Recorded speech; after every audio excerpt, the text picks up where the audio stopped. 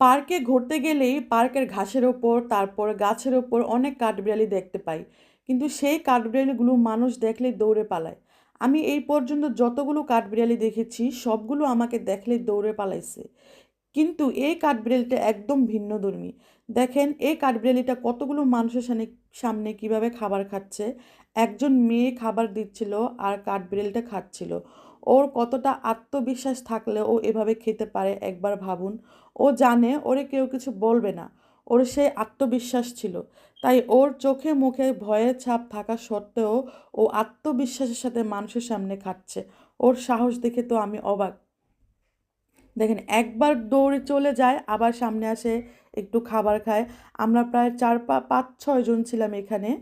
তো দাঁড়িয়ে দাঁড়িয়ে দেখছিলাম কাঠবিড়ালিটা কী করে। খুবই ভালো লাগছিল, কাঠবিড়ালিটা দেখতে আমাদের খুব কাছে ছিল সামনে।